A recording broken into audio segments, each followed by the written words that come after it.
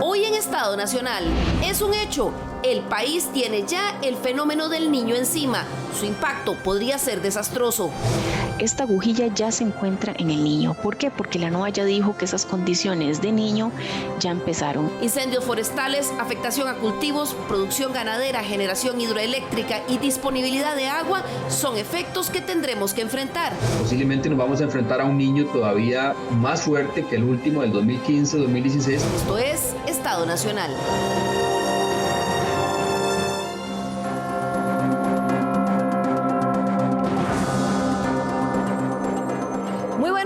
Muchas gracias por acompañarnos nuevamente aquí en Estado Nacional. Los expertos ya lo habían anunciado. Las altas temperaturas en el océano que se empezaban a registrar confirman la llegada del fenómeno del Niño en este año 2023. Ya a inicios del mes pasado, las autoridades de gobierno habían decretado alerta verde ante la inminencia de que en julio ya sintiéramos las consecuencias de este fenómeno atmosférico, que se espera afectará al menos a unas 650,000 personas tan solo en el gran área metropolitana. Para hablar sobre este tema, invitamos el día de hoy al presidente de la Comisión Nacional de Emergencias, el ingeniero Alejandro Picado. Don Alejandro, qué gusto tenerlo con nosotros. Muy buenos días, muchísimas gracias por invitarme. Además, nos acompaña también el día de hoy don Bernard Stoltz, quien es director del Instituto Meteorológico Nacional, que desde hace días, don Bernard, han estado ustedes haciendo todo el trabajo de monitoreo, llevándole el pulso ya en el momento en que tuviéramos al niño en Costa Rica y en toda la región. Efectivamente, muchísimas gracias por la invitación. Bien, y más adelante también nos van a acompañar un representante del Colegio de Ingenieros Agrónomos que se va a incorporar con nosotros en el segundo bloque. Bienvenidos a todos ustedes también en sus hogares y a nuestros invitados. Bien, para comenzar, a nivel mundial, la alerta ante la llegada del niño se elevó desde hace varios meses. La semana pasada, la televisión alemana confirmaba ya la aparición del fenómeno. La Organización Meteorológica Mundial declaró oficialmente el fenómeno del Niño tras confirmar que por primera vez en 7 años se han detectado en el Océano Pacífico tropical las condiciones que muy probablemente causarán un aumento de las temperaturas y alteraciones meteorológicas este año. Además, según la Organización Mundial de la Salud, el Niño puede acentuar la inseguridad alimentaria en ciertas regiones afectadas, así como aumentar la carga de enfermedades infecciosas. Los fenómenos del niño y la niña son parte de la variabilidad climática. La Organización Mundial Meteorológica confirmó la semana pasada, como veíamos, que las condiciones del niño se desarrollaron ya en el Pacífico tropical. Recordemos en qué consiste este fenómeno en la siguiente explicación que esa entidad puso en su página web en los últimos días. El Niño es un fenómeno natural que ocurre cuando la temperatura de la superficie del océano en el Pacífico centro-oriental se vuelve más cálida de lo habitual. En esta región, los vientos alisios soplan generalmente de este a oeste, alejando de Sudamérica el agua cálida de la superficie, siendo esta sustituida por agua fría.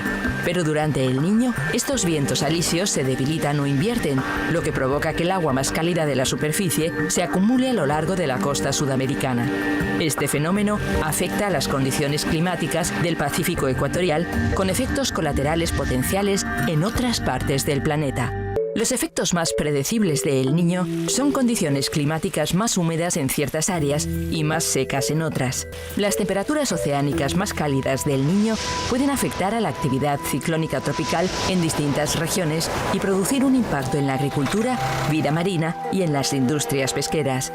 Los efectos de El Niño suelen causar un incremento en la temperatura media de la atmósfera del planeta. Esto, combinado con el calentamiento global, inducido por el ser humano, puede resultar en un nuevo récord de calor a nivel nacional y mundial.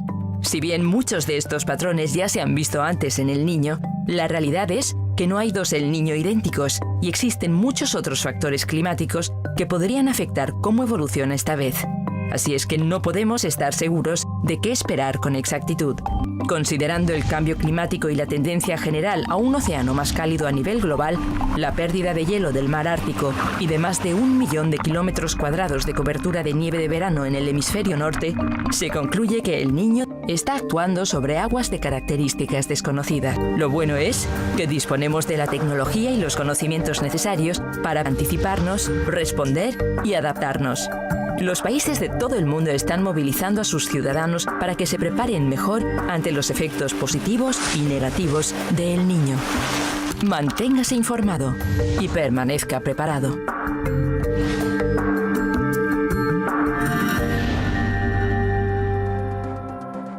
Bien, desde hace varias semanas ya escuchábamos hablar que este año íbamos a tener el fenómeno del Niño afectando todo el corredor seco y el mundo en general.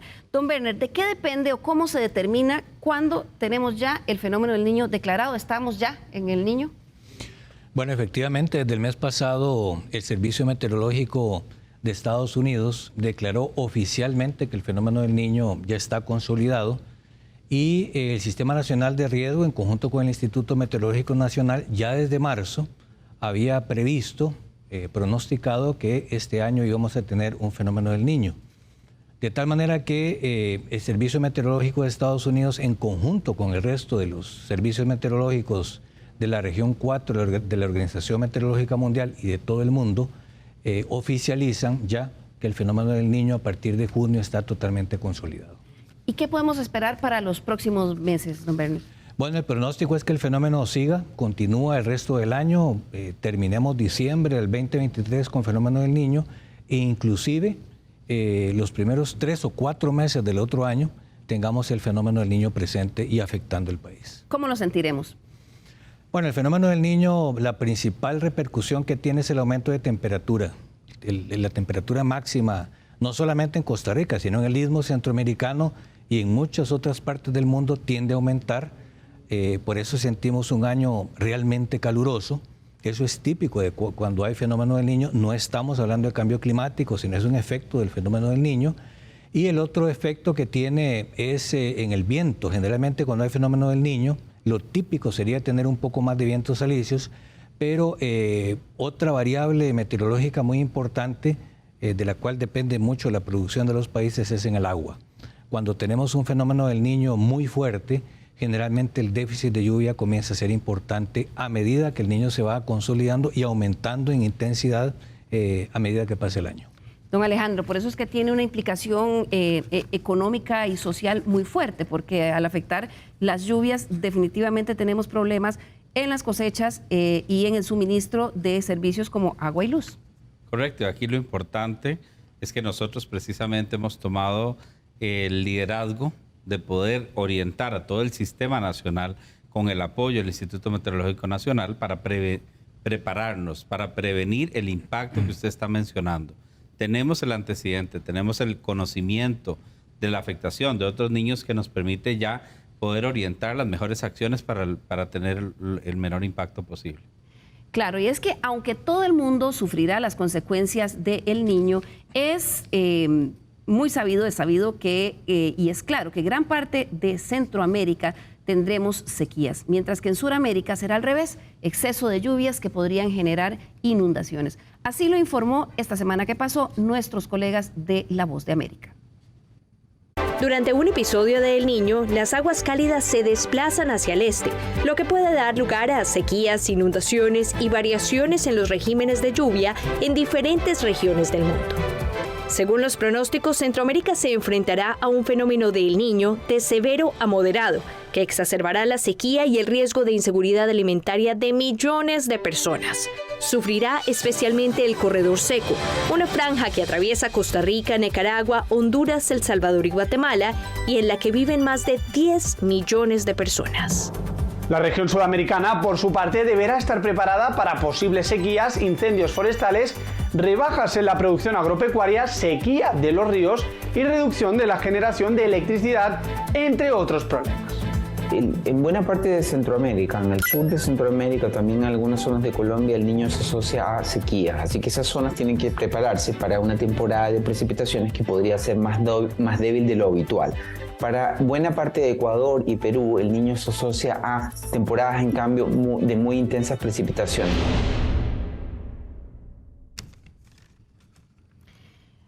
Don Alejandro, ustedes el mes pasado habían decretado alerta verde frente a la inminencia. ¿Qué son los planes? Y eso evidentemente implicaba todo un trabajo de organización interinstitucional. ¿Qué implica el hecho de que ya esté declarado la ocurrencia del Niño? Bueno, primero que todo, me permite aclararle a la población lo que significa una alerta verde. Es estar informado, es darle un seguimiento oportuno a las cosas. Nosotros lo que queremos como país es que los ciudadanos estén tranquilos de que estamos haciendo y tomando las medidas necesarias para tener, como lo dije en el segmento anterior, el menor impacto posible.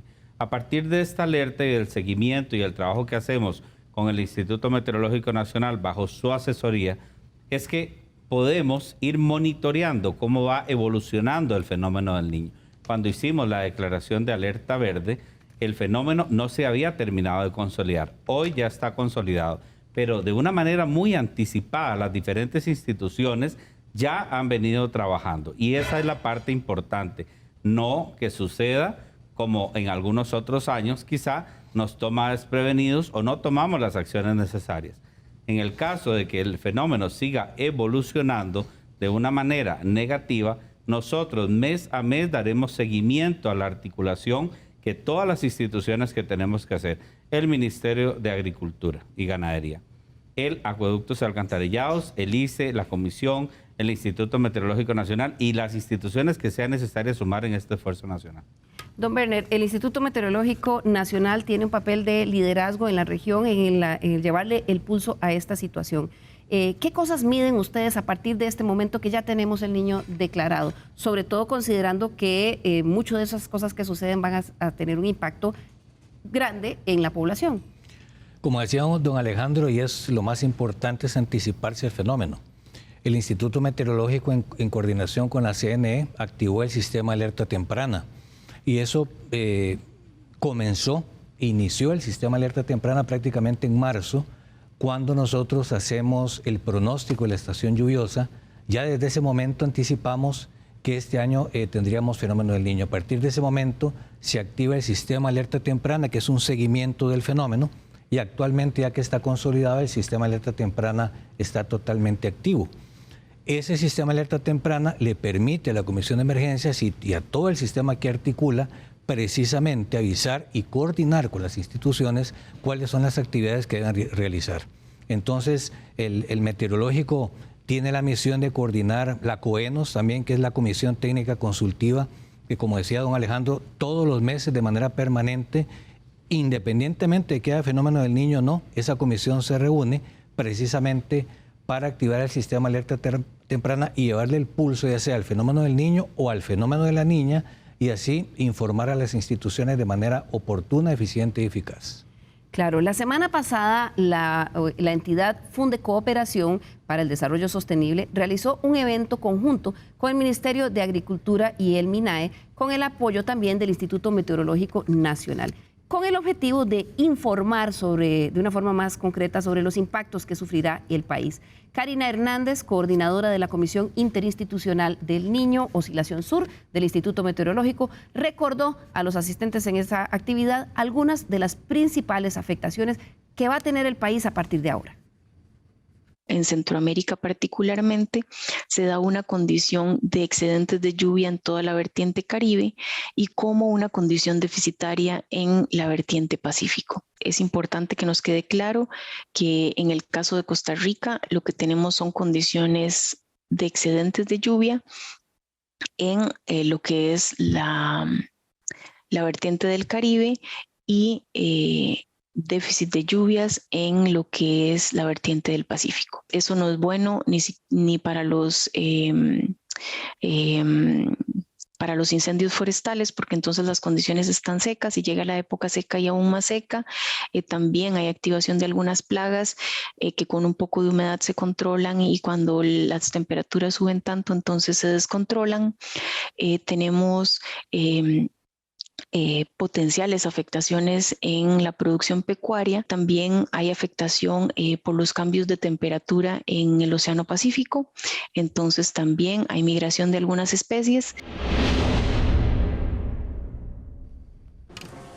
Don Berner, el Instituto Meteorológico Nacional en conjunto con el Ministerio de Agricultura han ido documentando la gravedad de las afectaciones que tiene este fenómeno en actividades, como decía la meteoróloga doña Karina, agricultura, ganado de carne, los cultivos de arroz, de frijoles, un poco. ¿Qué se ha visto en el pasado y qué podríamos esperar para este año?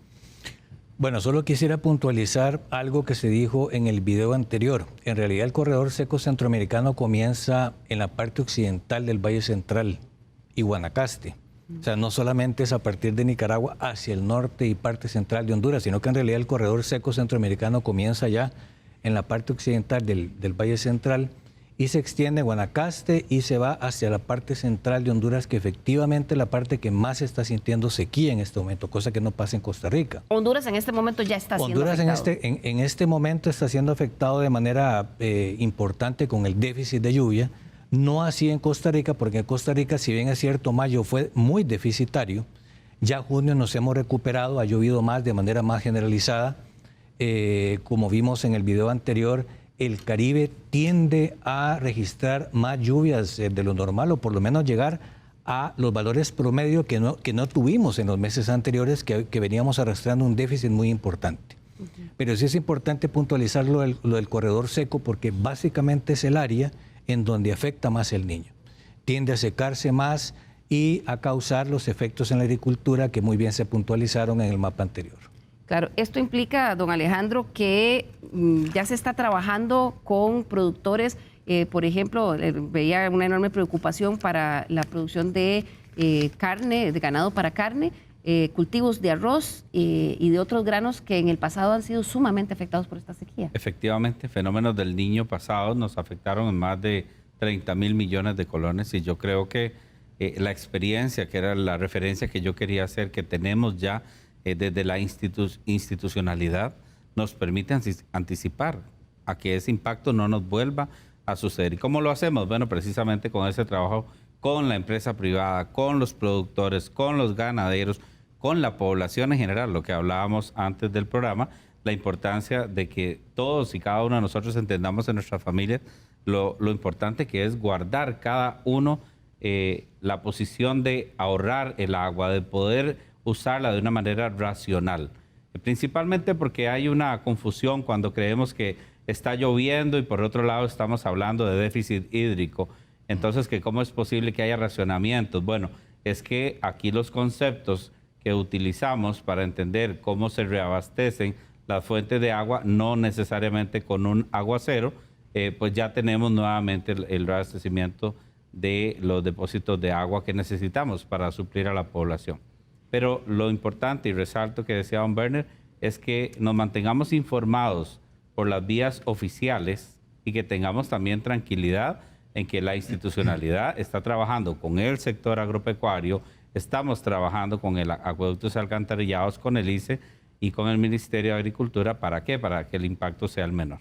Claro, en las noticias internacionales veía la semana pasada que en el caso de Perú, que se ha sentido muy fuerte ya las secuelas de lo que venía con el Niño, incluso se hablaba de dedicar $300 millones de entrada para los impactos. Usted decía ahora, don Alejandro, que en años anteriores han habido afectaciones de hasta 30.000 millones de colones. En cuanto a disposición de recursos para afectar estos impactos del Niño, ¿cuánto hay? ¿De dónde sale ese dinero? ¿Ya está disponible? ¿A qué se va a dedicar? En caso de que tengamos eventualmente que pasar de la alerta verde, amarilla, naranja a roja o eventualmente a una declaratoria de emergencia a nivel nacional, lo importante que conozcan los costarricenses es que hay un Fondo Nacional de Emergencias para sustentar esas declaratorias de emergencia. ¿De cuánto hay para el Niño? Bueno, es que no está tipificado por emergencia. Digamos, dependerá de los planes de emergencia que vayan entrando y que deban ser suplidos. Los planes de inversión son documentos que se presentan a la Junta Directiva en donde se dice, por ejemplo, que tengo que comprar tanta cantidad de suplementos para el sector ganadero, por ejemplo, o semillas para el sector agrícola. Cosas de ese tipo que hemos ya en el pasado tenido que atender, pues en el momento justo en que entran los planes de inversión es cuando se asigna un contenido presupuestario para ellos. Actualmente estamos aún en alerta verde porque eso era lo que se había determinado. Sin embargo, ya nos dijo don Werner, está declarado el fenómeno del Niño. ¿Cuál va a ser el detonante o de qué depende que se declare alerta amarilla, que sería la que sigue? Aquí entra un concepto de continuidad de servicio, por supuesto, y por eso es que la articulación es importante. Cuando veamos que el ICE, cuando veamos que la AIA empiece a generarnos a nosotros otro tipo de concepto que ya no puede suplir la electricidad, que tiene no puede satisfacer la demanda eléctrica, o que la IA tiene serios o severos problemas de atender a la población, es la analogía que hacemos nosotros cuando tenemos cualquier evento como una onda tropical que empieza a migrar a algo más. Es decir, en este momento teníamos un fenómeno que se estaba materializando, hoy está materializado, pero el impacto aún es controlado por parte de las instituciones.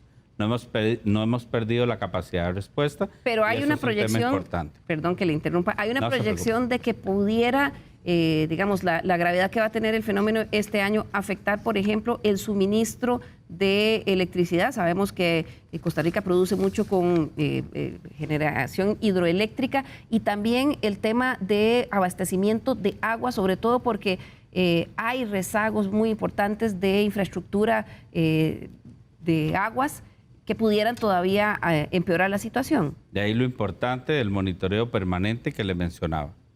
En este momento hay capacidad, le daremos seguimiento mes a mes con las instituciones respectivas, con la asesoría del IMN, y en el momento en que consideremos necesario elevar el estado de alerta, pues le estaremos informando a la población. Pero en este momento, para tranquilidad de la población, aunque sí hay una afectación importante de parte del Instituto Costarricense de Electricidad y también de Acueductos Alcantarillados, la situación es manejable. Claro. Don Berner, a nivel mundial, digamos, ya no solo del corredor seco de los otros países de Centroamérica, sino que a nivel mundial, ¿qué se dice, qué se está esperando entre las instituciones técnicas de meteorología sobre el Niño del 2023-2024? Bueno, igualmente, a nivel mundial hay mucha coordinación entre las instituciones, pero yo creo que lo más importante, como decía don Alejandro, es que la previsión de la intensidad del fenómeno del Niño de este año es de moderado a fuerte. Podríamos llegar a tener inclusive un fenómeno del Niño muy fuerte. No estamos hablando de un fenómeno del Niño comparable al 2015, por ejemplo, que fue un fenómeno del Niño realmente extremo y que produjo en Costa Rica unos efectos muy fuertes. ¿No se está esperando que sea tan fuerte como el 2015? No. Por lo menos visto con la información que tenemos desde este momento. Hasta el momento, que es difícil preverlo, ¿verdad? Porque veíamos en las notas que cada niño es distinto, ¿verdad? Cada niño es distinto, pero sí ha aumentado significativamente el pronóstico. Vea que nosotros ya desde marzo estamos previendo el fenómeno e inclusive ya desde febrero teníamos algún tipo de información que íbamos a tener un fenómeno del Niño. Así que la predictibilidad del Niño, si bien es cierto, el fenómeno del Niño se comporta de manera diferente, pero sí tiene muchas características que son comunes a todos. Claro. Don Alejandro, veíamos también en la nota que además de la sequía y de la ausencia de lluvias, este fenómeno provoca a veces un aumento en los ciclones. ¿Eso podría pasar? ¿Cuál costa podría afectar más? Según lo que nos ha dicho precisamente el Instituto Meteorológico Nacional, pues obviamente el Caribe. Nosotros nos preparamos siempre con los 82 comités municipales de emergencia para atender cualquier zona del país, pero lo que nos ha dicho los últimos años es que la zona Caribe es la que podría eventualmente materializar. Creo que entre 2 y 3 tal vez, ¿verdad? Pero 2 o 3 ciclones. ¿Están trabajando con los comités de emergencia, entonces, digamos, más críticos en la región Caribe? Siempre lo hacemos de manera permanente para esta y otras amenazas. Es el trabajo cotidiano que hace la Comisión Nacional de Emergencias. Bien, vamos a ir a nuestra primera pausa comercial y al regresar, ¿qué acciones se pueden tomar para mitigar las consecuencias que tendrá el Niño en los diferentes sectores económicos en el país? Ya volvemos.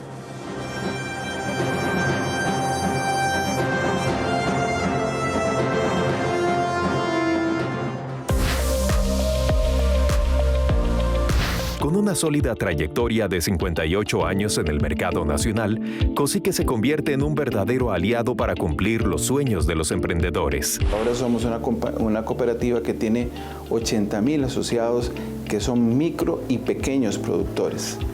En esa confianza que hemos tratado de construir entre nosotros, ellos vienen a buscarnos en nuestros productos y obviamente nosotros los andamos buscando porque lo que queremos construir juntos es un país sin desempleo, un país más progresista, un país con más oportunidades. Su mejor carta de presentación son las historias de éxito de miles de asociados, quienes encuentran en Coosique respuestas ágiles para hacer realidad sus emprendimientos. El primer préstamo, el primer financiamiento que me dio Coosique fue para remodelar y hacer más grande mi kinder. En ese entonces tenía un kinder y tener la piscina para darle clases a los chicos. Después de pandemia, decidí que esto era una necesidad para San Carlos, una piscina así de grande. Entonces, me fui otra vez para Coosique a tocar la puerta y me financiaron este proyecto. Coosique ha representado para Clínica Rivet un aliado, ha sido ese apoyo para poder superarnos en la parte financiera, en la parte comercial. No solamente ha sido un ente que nos ha prestado servicios de financiamiento, sino que nos ha dado un acompañamiento, un acompañamiento en la parte de recursos humanos, administrativo. La entidad cuenta con múltiples opciones de financiamiento para el sector público, privado e independiente, tales como préstamos comerciales, líneas de crédito y soluciones de financiamiento a corto y largo plazo. 1 de cada 3 créditos en la cooperativa es otorgado a una micro o pequeña empresa. Tenemos 5.000 operaciones de crédito destinadas a estos sectores productivos del país. 3.000 asociados que han llevado sustento y han logrado hacer crecer sus negocios gracias al financiamiento que han optado de la cooperativa. Costa Rica merece crecer y de la mano de Coosique, el camino al éxito puede ser una realidad.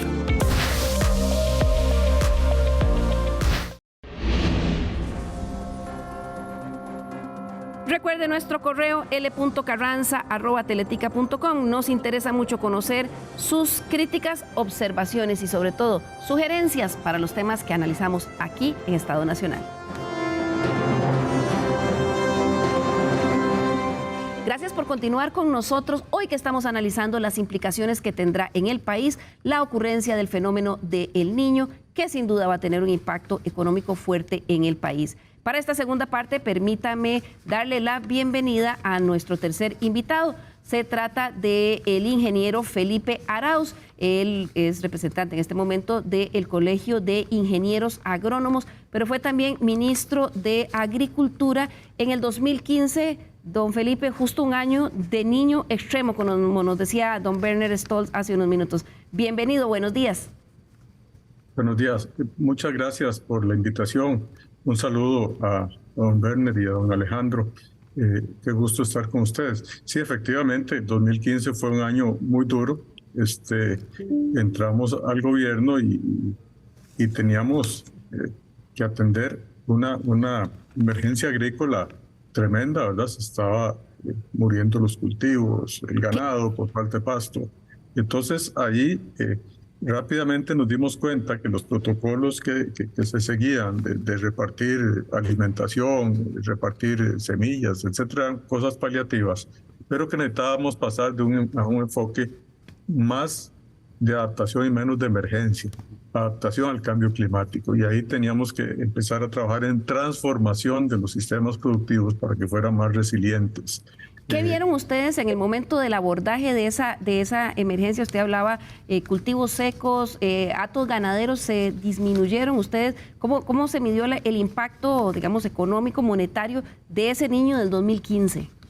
Bueno, teníamos nuestra gente en el terreno, las agencias de extensión agropecuaria, ellos levantaban un censo y toda esa información se le pasaba justamente a la Comisión Nacional de Emergencias para generar los planes de emergencia para la atención de la situación. Sin embargo, nosotros pensamos que no hay que quedarse ahí, sino que empezar a generar transformaciones. Ya algo se estaba haciendo a nivel de investigación, con mejores manejos de los pastos, mejores sistemas de riego, otros sistemas de producción como el forraje hidropónico, mejorar también el suministro de agua, la distribución de agua, por ejemplo, en los potreros, mejorar lo que era enseñarle a la gente técnicas de captura de agua, pero no solamente que la gente aprendiera, sino que hubiera un sistema habilitante, digamos, en institucionalidad pública, que el MINAE no pusiera peros a la captura de agua, que pudiéramos tener financiamiento para la gente que hiciera estructuras para captura de agua, por ejemplo, y proyectos grandes, como por ejemplo el megaproyecto de agua para Guanacaste, que si bien apenas en marzo del 2022 quedó firmado el empréstito para empezar ya la construcción y no iba a estar listo para este niño de este momento, el que estamos prediciendo ya, pero era una forma de ir generando esa adaptación al cambio climático. La construcción de reservorios en la zona alta de Cartago, por ejemplo, una zona que siempre ha tenido problemas de agua, para generar esa disponibilidad de agua, pero también los sistemas de distribución de agua, pasar del riego por aspersión al riego por goteo, con eso se reduce a la quinta parte el uso de agua, y entonces es una medida de adaptación que también ayuda a aumentar la productividad. ¿Y usted cree Sí, perdón. Perdón, ¿usted cree que después de ese 2015, nos vemos ahora en el 2023, está preparada el productor nacional, se adaptó a nivel nacional esos sistemas de riego del goteo, por ejemplo, o nos vuelve a tomar de nuevo en una situación compleja?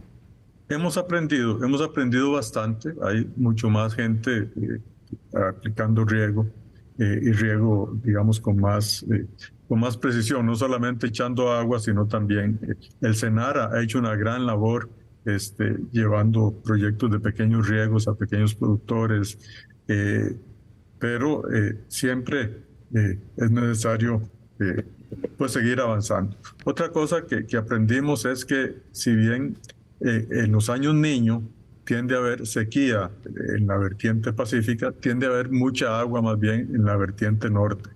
Una cosa que se hizo en aquel momento, gracias a investigaciones que había hecho la Universidad de Costa Rica, sabíamos del valor nutricional, por ejemplo, de las coronas de piña para el ganado. Entonces trajimos coronas de piña desde Upala hacia Guanacaste. Y ahora viera que los ganaderos, muchos lo siguieron pidiendo, no solo en Guanacaste, en San Carlos, coronas de piña, rastrojo de piña para hacer ensilaje. Gente se ha preparado ya con ensilajes, gente produciendo, por ejemplo, maíz para ensilar, sorgo para ensilar, de manera que algo hemos aprendido. Quizás no todo el mundo, quizás todavía falta mucho camino por avanzar, pero creemos que algún aprendizaje se tuvo del 2015. Claro. Esperemos que eso nos ayude ahora en la situación que se nos viene. Claro, y es que las estimaciones de reducción de precipitaciones en el país para el próximo trimestre ya hablan de un faltante de lluvias, lo vemos ahí en pantalla, en el Pacífico Norte, así como en el Valle Central, de un 20%. Para el Pacífico Central y la zona norte occidental podría ser de un 15%, mientras que en el Pacífico Sur se habla de un 10%, esto tan solo en el próximo trimestre, don Werner. Sí, efectivamente estamos previendo déficit máximo de 20% para Guanacaste y efectivamente, como decía don Felipe, en el Caribe estamos esperando más bien un superávit del 10%, es decir, un poco más de lluvia por encima del promedio.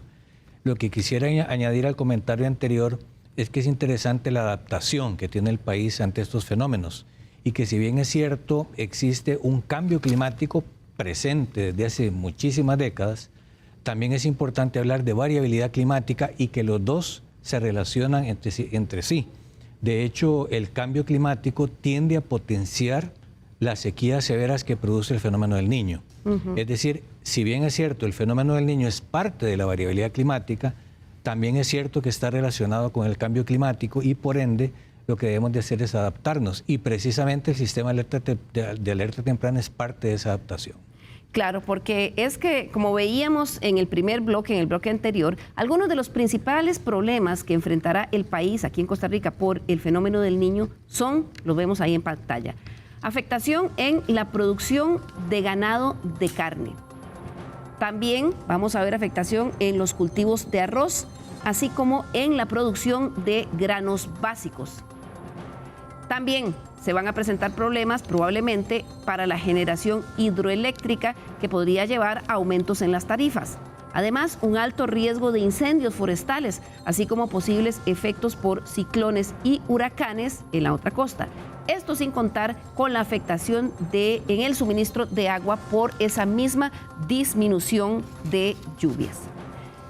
Y es que de cara al impacto en el sector agropecuario, ya se han iniciado, como se había determinado en la alerta verde, algunos planes de contención y mitigación. El viceministro de Agricultura, Fernando Vargas, comentó algunas de esas medidas que ya se están tomando la semana pasada. Veamos. Se han aprobado a través del Consejo Rector, se han aprobado 5.000 millones de colones para crédito para atender el tema del fenómeno del Niño, y a través de un producto financiero que se llama Primer Impacto. Y este producto financiero, de momento, al día de hoy, va a ser ejecutado por COSICE y por Banco Nacional. Son dos operadores que ya dijeron sí el día de hoy, en donde estarían atendiendo a través de estos recursos todas aquellas acciones que vayan en función de minimizar el impacto del fenómeno del Niño. Para pequeños y medianos productores está Crédito Rural del INDER, que también está aportando recursos para el tema del fenómeno del Niño, con las condiciones que establece Crédito Rural del INDER, el Banco Costa Rica, también a través de un programa que se llama Microcrédito, y el Banco Nacional. El Banco Nacional está sacando dos productos específicos para el tema del fenómeno del Niño. Entidades como Funde Cooperación, por otro lado, también están implementando y desarrollando un plan de atención al fenómeno del Niño mediante programas que ayuden a productores agrícolas y pecuarios a, por un lado, informarles sobre lo que está sucediendo, medir los riesgos, pero también facilitar el financiamiento mediante líneas de crédito Proclima que permitan a los productores prepararse con algunas medidas de mitigación. Estas son algunas de las que comentaron la semana pasada. Y algunos ejemplos de medidas que uno diría urge implementarlas, por ejemplo el tema de bancos forrajeros, la implementación de un banco forrajero, la recuperación de la inversión se recupera en menos de un año. El costo, si uno considera el costo versus el ahorro que va a implicar el tener un banco forrajero con la disponibilidad de alimentos y sobre todo agregando el potencial de aumento también en crecimiento de los animales y en bienestar de los animales, todavía mejor. Otra de las tecnologías, y para darles aquí otro ejemplo, otra de las tecnologías recomendadas es el fertirriego con purines. Se ha tenido muy buenos resultados en fincas, tanto lecheras como de doble propósito, para la utilización de los purines para el riego de pastos y de bancos forrajeros también, pero sobre todo de pastos. Don Felipe Arauz es miembro del Colegio de Ingenieros Agrónomos de Costa Rica. Don Felipe, ¿cómo están apoyando ustedes al sector también? ¿Hay solicitudes de ellos de apoyo con asesoría técnica y extensión? Bueno, directamente al colegio no. El colegio básicamente es una organización de profesionales donde a veces se nos pide criterio experto, a veces nos piden que demos un criterio como hoy. Me encanta ver lo que está haciendo Funde Cooperación. Siempre han sido un aliado muy cercano al sector agropecuario y tienen muy claro justamente las medidas de adaptación. Eso es la forma como hay que enfrentar esto, como ya lo mencioné hace un segundo, ¿verdad? Para ir saliendo de ese enfoque de emergencia y salgamos corriendo, porque ya vino el problema, a prepararse, generar cambios en los sistemas productivos. Y para eso, pues nosotros, en el Colegio de Ingenieros Agrónomos, lo que da es capacitación a los colegas, la persona que está en el campo, para que puedan justamente enfrentar estos problemas. Entonces, básicamente la función nuestra es aglutinar y capacitar a la gente a través de diferentes modalidades. Eso es lo que más trabaja el Colegio de Agrónomos justamente. Claro, y es que la disminución en la disponibilidad de agua para la población en general es otra de las afectaciones críticas que se presenta cuando hay fenómeno del Niño en el país y en toda la región. Expertos han monitoreado la data en los últimos 10 años para saber qué es lo que sucede con nuestras fuentes de agua cuando se dan estos fenómenos. Las proyecciones sobre cómo afectará el suministro de agua este nuevo fenómeno del Niño existen en el país gracias a un sistema de monitoreo que existe, realizado por la Universidad de Texas en Arlington, la Universidad Nacional y la empresa de servicios públicos de Heredia. Las perspectivas no son positivas. Si utilizamos el caudal promedio de una naciente como un indicador de cuánto podría descender el agua en esa naciente, ese caudal promedio no se cumple en un 60 hasta un 80% de las veces. Es decir, la naciente disminuye tanto su volumen que solamente provee el mismo caudal promedio en un 40 o 20% de las veces. Entonces es una disminución que inclusive puede llegar hasta el 80% del caudal. El país cuenta con abundante agua, sin embargo, el enorme rezago en infraestructura es un detonante. Tenemos problemas básicos de infraestructura, no tenemos capacidad para almacenar grandes volúmenes de agua durante la época lluviosa y poder redistribuir esa agua durante la época seca. Eso sería un gran avance, tener reservorios estacionales más allá de las pocas represas que tenemos o del gran sistema de riego Arenal Tempisque. Costa Rica ya debería estar pensando seriamente, pues ya nos tomó tarde, en tener reservorios estacionales para poder redistribuir agua durante la época seca. Ante la inminencia del impacto de El Niño en la disponibilidad hídrica y la carencia de infraestructura adecuada, se hace aún más urgente que los usuarios entendamos la urgencia de hacer conciencia. Ser más responsables nosotros del uso que damos al agua, de lavar menos el automóvil, de tener jardines distintos. Va a llegar un momento en que el rediseño de las ciudades va a ser necesario. Ya no vamos a poder tener jardines verdes, sino tal vez jardines con infraestructura más, por ejemplo, de rocas, cosas que necesiten menos riego para utilizar mucho menos agua y tener, por ejemplo, sistemas que puedan utilizar aguas de reuso en tareas de nuestro quehacer diario. Don Alejandro, en ese plan de coordinación interinstitucional que está liderando la Comisión Nacional de Emergencias, ¿qué medidas específicas se tienen para el tema del agua? Porque sabemos que en temporada seca siempre se presentan problemas de abastecimiento de agua, muchos aquí en el área metropolitana que incluso llevan a manifestaciones de descontento social, bloqueos de las carreteras y demás. En ese tema específico, que es tan crítico y que, como decía el ingeniero Sánchez, sabemos que va a pasar, ¿qué tienen ustedes en la ruta de trabajo? Bueno, Acueductos y Alcantarillados, siendo parte de este esfuerzo, justamente en las reuniones que hemos tenido nos han comentado que la planificación que han hecho les ha permitido pasar y bajar los tiempos de racionamiento.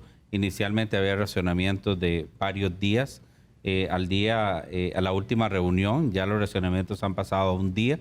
Eso es un tema importante y lo que mencionaba don Werner es fundamental, y es que las lluvias están ayudando, el periodo lluvioso está ayudando y contribuyendo con el proceso de reabastecimiento de los reservorios naturales de donde tomamos el agua para abastecer a las diferentes comunidades. Entonces, sin embargo, el problema es, como lo decía el ingeniero Sánchez, de infraestructura. En Costa Rica tenemos un rezago histórico de infraestructura, ya no solo, digamos, de medición, es decir, la gente paga mucho más del agua que recibe y en muchos lugares no. Y la infraestructura no es una cosa que se pueda resolver en 3 meses, ¿verdad? En ese tema, ¿qué cosas tienen ustedes en el mapa? Eso es fundamental porque, como bien lo decía don Felipe, cada institución va aprendiendo y va adquiriendo un aprendizaje histórico. Es decir, si tenemos problemas de infraestructura en la cotidianidad, en lo ordinario de cada institución, para garantizar la continuidad del negocio, estoy completamente seguro que Acueductos y Alcantarillados está tomando cartas en el asunto para resolver no solo lo ordinario, sino poder abastecer en situaciones que pueden convertirse en una emergencia nacional como este particular. Hoy se están tomando acciones de cara a cómo podría evolucionar el Niño, pero sobre ya los planes específicos de Acueductos y Alcantarillados para la continuidad de sus servicios, estoy seguro que se están tomando las mejores acciones. Y vamos a invitarlo próximamente para conversar sobre eso. Don Felipe, en aquel 2015, ese fenómeno del Niño tan fuerte, tan radical que ustedes enfrentaron, estando usted en esa comisión de abordaje, ¿qué pasó en aquel momento con el tema de distribución del agua? Ya no solo para los productores agrícolas, sino en general. Bueno, en aquel momento el problema es, bueno, que no había agua que distribuir, pero también no estábamos preparados. Creo que hubo muchas lecciones aprendidas. Sí logramos, gracias a fondos de emergencia, colocar algunos molinos de viento para activar bombas de pozos en fincas donde pudiera haber pozos. Lo que pasa es que, a ver, la zona de Guanacaste ya está más perforada de la cuenta con pozos, digamos, los acuíferos están en una situación crítica. Entonces, fue cuando iniciamos y echamos a caminar el tema de Agua para Guanacaste, el proyecto PACUME, para llevar agua desde el embalse Arenal,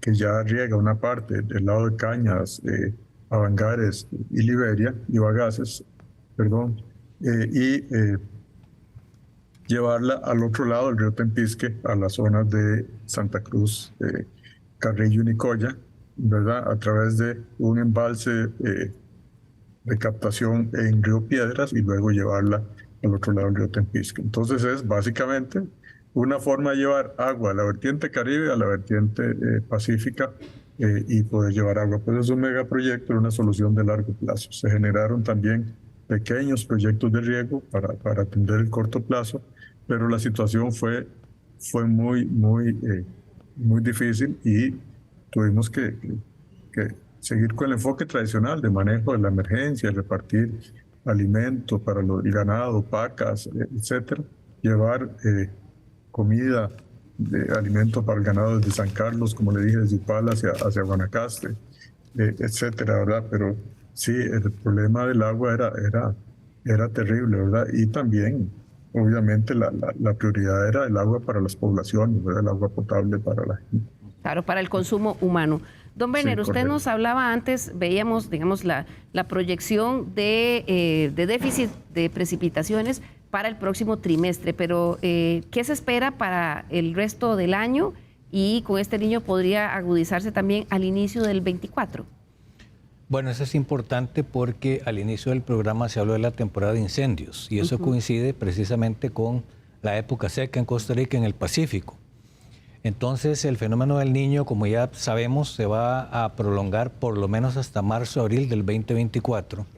Es decir, que la estación seca será una estación muy calurosa, obviamente una estación seca muy reforzada por altas temperaturas y así esperamos que continúe por lo menos 3 o 4 meses del otro año. De tal manera que, visto desde ahora, es un fenómeno del Niño que va a durar aproximadamente 8 o 9 meses, casi 10 meses, y por lo tanto, efectivamente, debemos contemplar la temporada de incendios porque es parte de la estación seca en nuestro país. Que ya hemos tenido incendios, don Alejandro, gravísimos en lo que va de este año. ¿Cómo se está trabajando esa proyección con el Cuerpo de Bomberos? Bueno, nosotros tenemos no solo el Cuerpo de Bomberos, sino el SINAC también. Acabamos precisamente de enviar 60 bomberos forestales a Canadá para dar apoyo. Así que el país, un poco en la misma línea, yo creo que es un país que se prepara, es un país que ha dejado de lado ya el tema de ser solamente reactivos sino de irnos preparando, mejorando capacidades, fortaleciendo capacidades. Y el tema de incendios forestales es uno de esos temas, ¿verdad? O sea, ya tenemos un grupo importante, son más de 300 bomberos forestales en SINAC, más el grupo que tiene el Cuerpo de Bomberos. Claro, pero que existan los bomberos no implica que no existan los incendios. El último que sufrimos, ¿verdad? Que fue terrible, la destrucción de zonas protegidas enorme, y eso que no habíamos entrado todavía. No sé si están pensando en trabajar, por ejemplo, en campañas de prevención, algo más que sea solo decir, bueno, ahí están los bomberos, pero va a haber esa afectación. Se trabaja precisamente y hay una articulación con los diferentes comités municipales de emergencia. Hay un monitoreo para saber por dónde empezó, cómo avanza. O sea, el trabajo que hacemos articulado, en este caso con otras instituciones, como el SINAC, como el Cuerpo de Bomberos, es fundamental para poderlo controlar, poderlo contener. Y, por supuesto, el mensaje de la población, porque la mayoría de los incendios forestales son provocados por algún mal. Claro. Es que me moví. Bien, y es que otra de las facetas de impacto y afectación es la generación hidroeléctrica, que también se prevé que sufrirá un enorme impacto. Digo, no solo se preverá, ya lo empezamos a sentir. Esto debido a la disminución de lluvias que desde meses atrás se empezó a sentir. Ya es un hecho que desde abril se ha estado quemando búnker y diésel para mitigar la falta de producción de energía con agua. Esto por falta de las lluvias. El Instituto Costarricense de Electricidad afirma que ha tomado medidas. Sin embargo, las mismas es probable que se traduzcan en tarifas más altas para los usuarios. Tenemos que prepararnos. ¿Cómo lo hicimos? Con la compra anticipada de búnker. Desde noviembre empezamos a encargar el primer barco. Este año, en febrero, encargamos el segundo barco.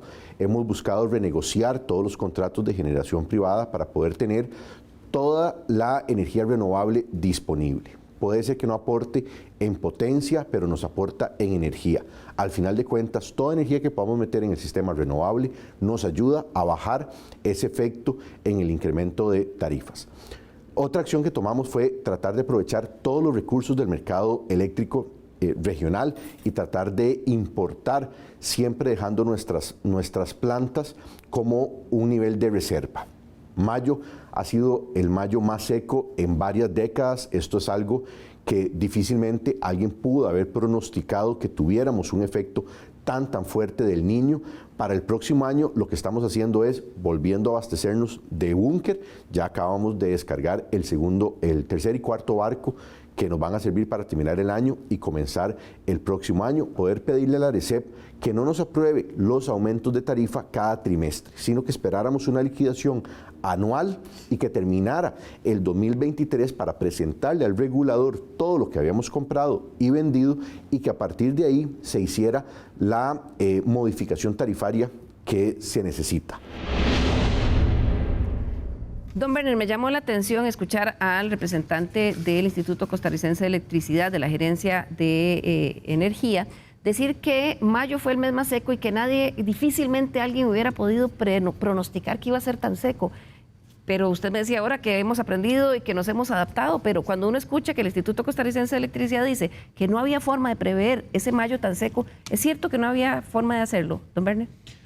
Bueno, es que realmente en el 2023 apareció otro actor inesperado por los oceanógrafos, más bien, porque resulta que el Océano Atlántico alcanzó valores inéditos en temperaturas cálidas, es decir, la temperatura del Océano Atlántico está muy por encima de lo normal y nunca en la historia había llegado a temperaturas tan altas como 1,3 grados Celsius por encima de lo normal. ¿Es la primera vez que pasa eso en la historia? Es la primera vez que pasa y ha sobrepasado a cualquier año que tenemos en el registro.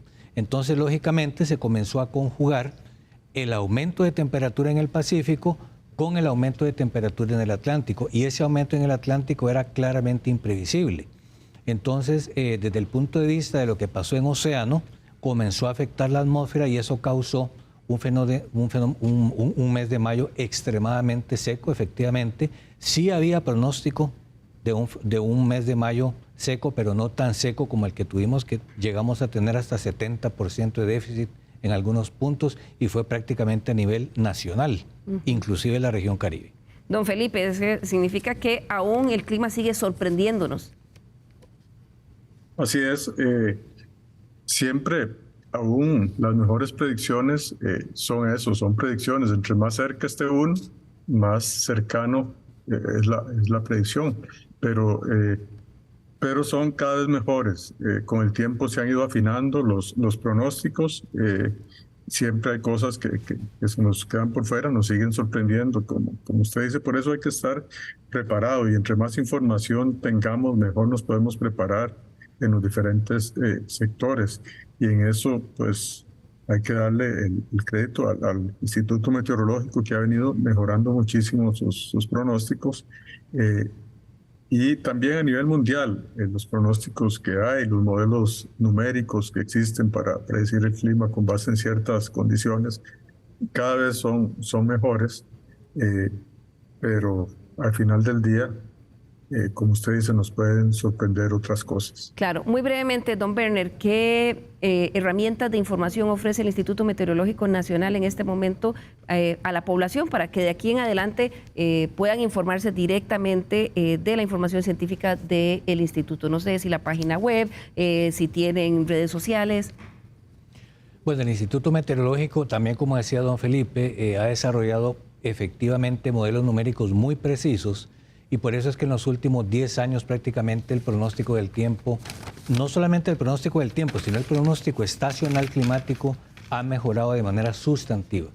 Así que llamamos a la población para que consulte nuestra página web, estamos en Twitter, tenemos también página en Facebook, que es una página institucional, y en las redes sociales, en los medios de comunicación estamos presentes prácticamente todos los días informando a la población e instarlos a que siempre consulten información institucional, gubernamental, oficial, porque nosotros somos los que le llevamos el pulso a los fenómenos de manera constante y precisa. Así es, en Costa Rica contamos con el Instituto Meteorológico Nacional, con profesionales que están trabajando la data de forma científica y ahí la tenemos la población.